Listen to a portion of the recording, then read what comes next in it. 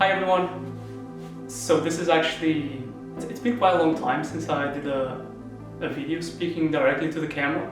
So of course apologies for any awkwardness on my side, but I think it's been a while since I did one of these, and I really wanted to just speak a bit, also have some different content other than just posting my drawings non-stop on social media, but at the same time keep it related to drawing, which is what my page is all about.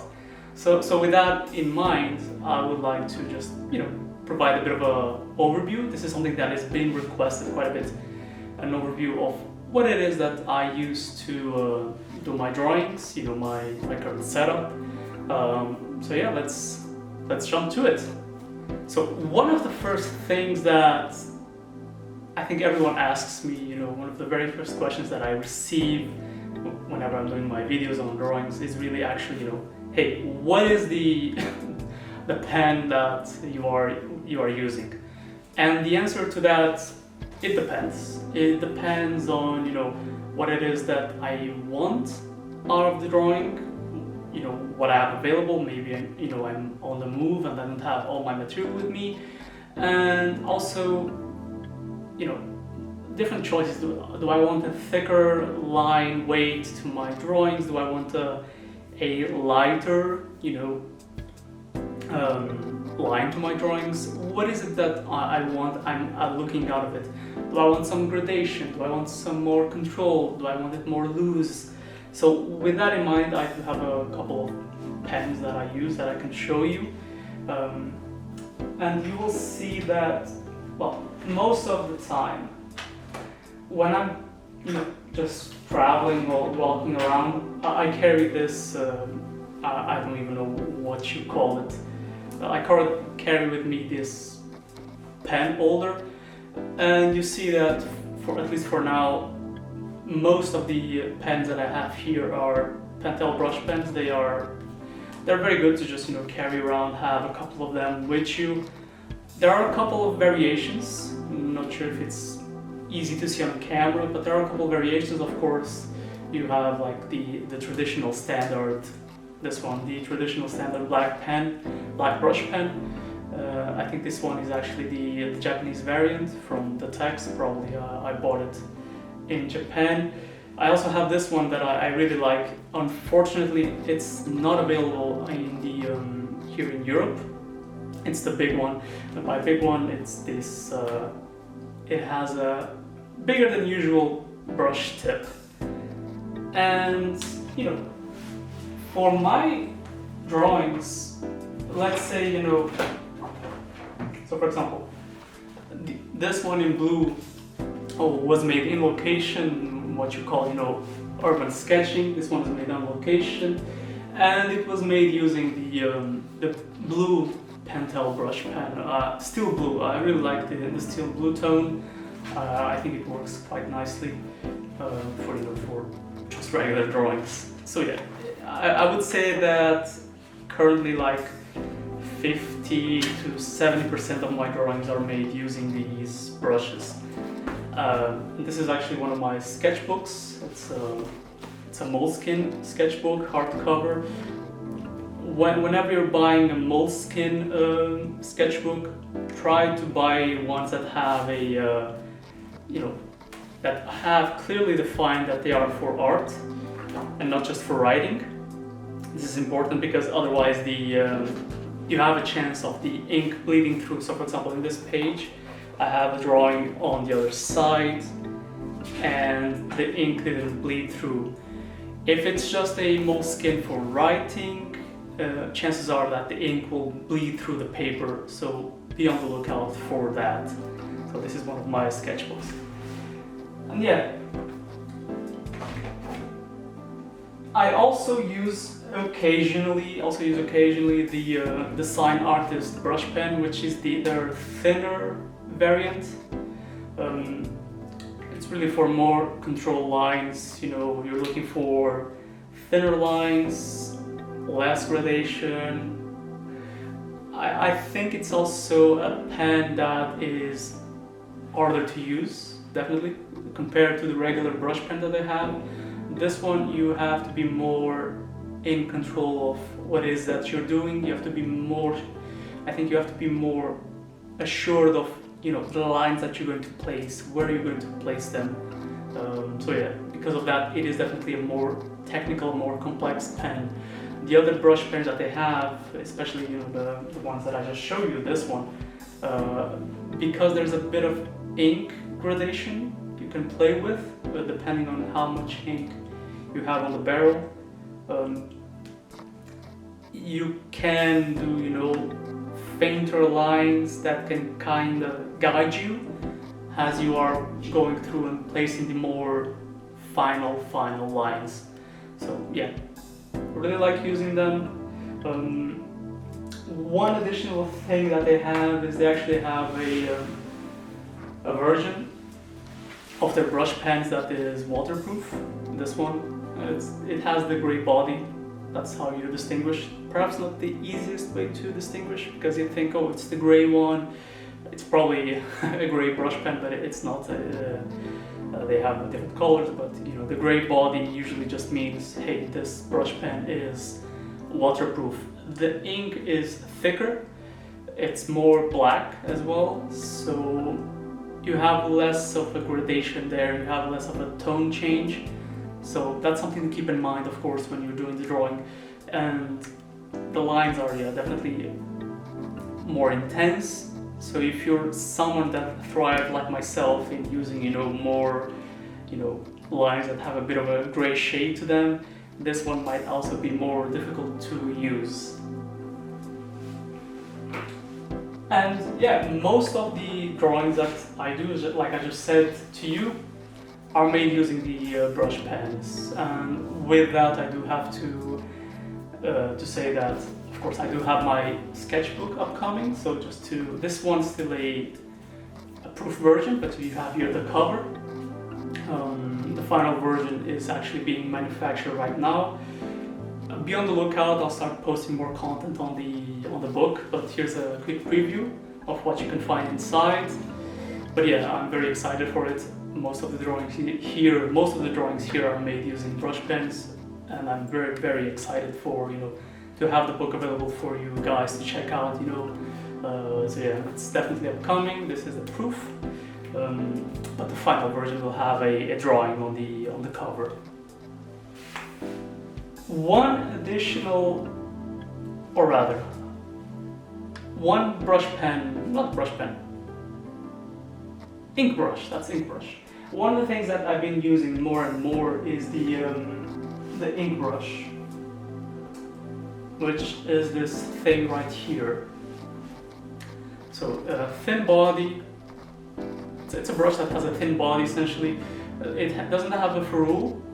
You know, usually in traditional brushes, more on, you know, the western side, they have like a metal encasing here for the bristles, but this one doesn't have. And it's a long, essentially it has long bristles, essentially, that's what I'm trying to get at. And this one I actually bought in Kyoto at a store, I don't remember the name. I can definitely check out based on some of the photos that I took there, but I really, really like this ink brush. Unfortunately, I have no reference to give you guys for it.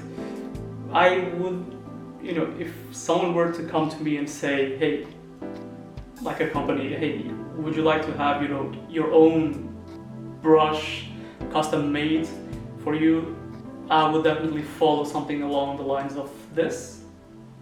I think this closely matches, you know, what I'm looking for in a brush. So yeah, definitely something that I'm looking into, but for the time being I'm using this one. I actually also bought this one as well, also in Kyoto. But yeah, this one so far has been my go-to for a couple drawings. And you can actually see, you know, maybe if you're following me on Instagram, you have seen probably this drawing. This is the drawing that will be on the cover of my sketchbook. This one was entirely made using the ink brush. So yeah, I really like the control that you have. I like the gradation. Plus, and this is something that I'm actually forgetting to refer, is the fact that, of course, it doesn't have an ink barrel on it. So it's just a brush.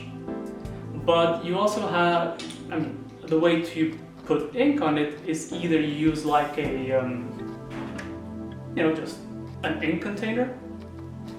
Though this one is from Korea. This one is a very intense black actually. I like it, but my favorite are these ink stones, especially this ink stone. This is from Kuretake, and I've been really enjoying to use it. It's the only ink stone that I have that has this more grayish tone to it than just black. So because of it, you can get some very interesting cold gray tones out of the ink stick. It's starting to crack, of course, because I've used it so much, so that the water is starting to sip into the ink stone. But yeah, I really like it. Essentially, you just put some water into the essentially it's called a grinding stone.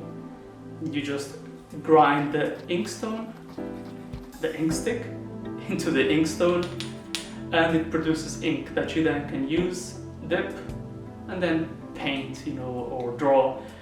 Traditionally, this method is used for calligraphy, but I've been using it for drawing. I really like it.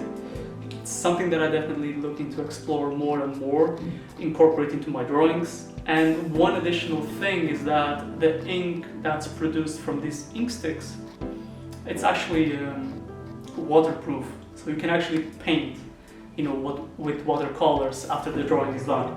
So I do have a drawing here that actually I just finished yesterday. This one right here. So this is the city where I live right now, and yeah, I might try to paint this one with watercolors, just see how it goes. It's going to be the first time. Hopefully I'm not going to ruin the drawing, but yeah, I really like using this combo right now. It's probably my go-to combo at the moment.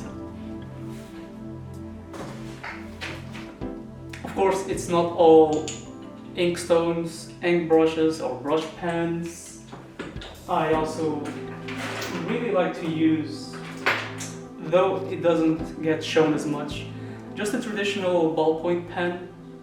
So I have this ballpoint pen that was gifted to me by Kaveco, so a German company. I really like this one. But I did modify it slightly. I put instead of the factory, how do you even call this? The ink barrel. This is a Mont Blanc ink barrel that I really like. I really like the tone of it, and especially I like the point of it. It's a super sharp line that I just appreciate using.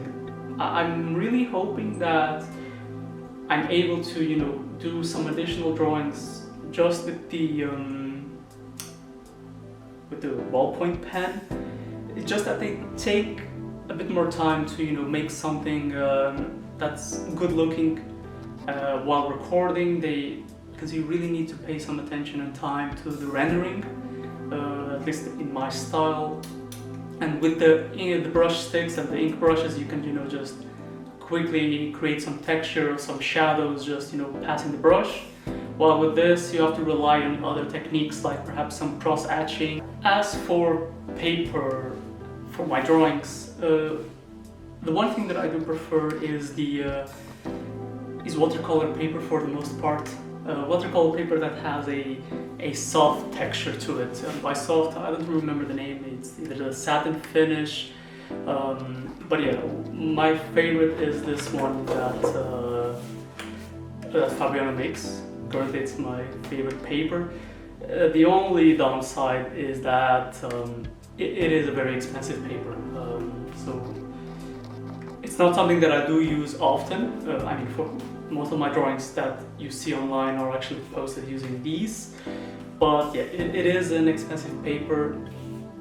I try to use it whenever I have a good idea, for my drawings. And yeah, again, only downside, it's expensive, and it gets more expensive as you increase the size of the paper. But yeah, this is the 100% cotton Artistico extra white paper.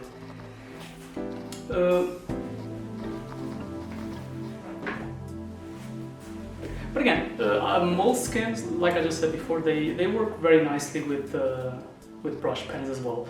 I don't think they work very nice with, if you put a bit more water into the brush. I think the paper might get a bit more, soggy and wet and, start to crinkle.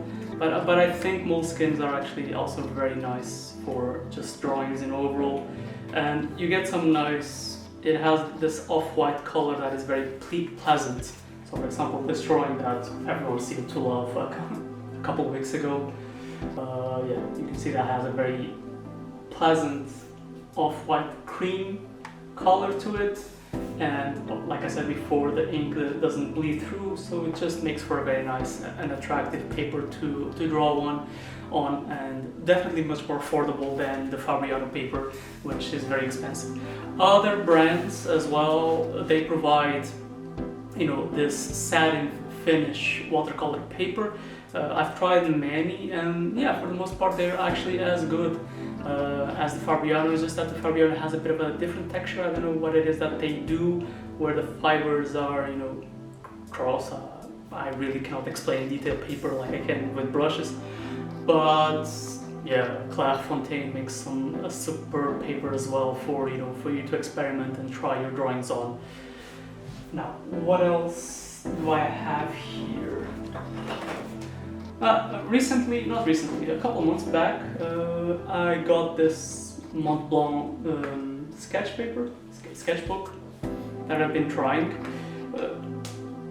Yeah, I think the only downside to it is that the paper is very good quality, but it's actually the signature part here that I don't.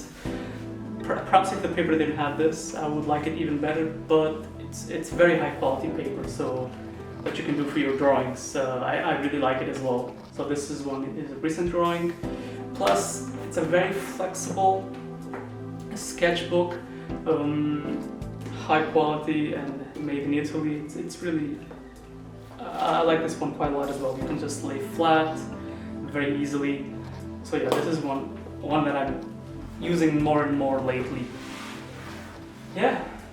Other than that, let's perhaps talk about a bit my setup for recording videos. So this is my easel. I don't use my easel, for every drawing that I'm making. Most of the time I'm actually drawing, flat on the surface. Though I do recommend, if you want to, let's say, be more accurate with your proportions, to try use an easel, because it's easier to see, this part you're seeing at the same distance as this part that you're drawing over here. So it's going to make for a more proportionate drawing, more accurate. Less room also for mistakes, in the parts that are far away from your eyes. But yeah, drawing on an easel sometimes is not the most comfortable for me, for my hand as well. Plus, this easel in particular, while I quite like that you can adjust with different angles, this part over here is a bit too pronounced. This piece here, it might be hard to see on the camera, but it's where the paper sits. It might be a bit too pronounced for me. It sticks out of the wood, and sometimes it hurts my hand when I'm drawing. So I don't know, maybe there's an easel out there that doesn't have this part, maybe it has magnets. If you have any suggestions for a nice table easel, do let me know, of course. I do appreciate, any suggestions that you can give me. And, oh, what's this? Of course, I do have to put the shameless plug. If you happen to be in Switzerland, be on the lookout for my upcoming course in Lausanne, drawing course, where I will essentially be teaching, basis for drawing characters, the method that I use. Yeah, it's in October.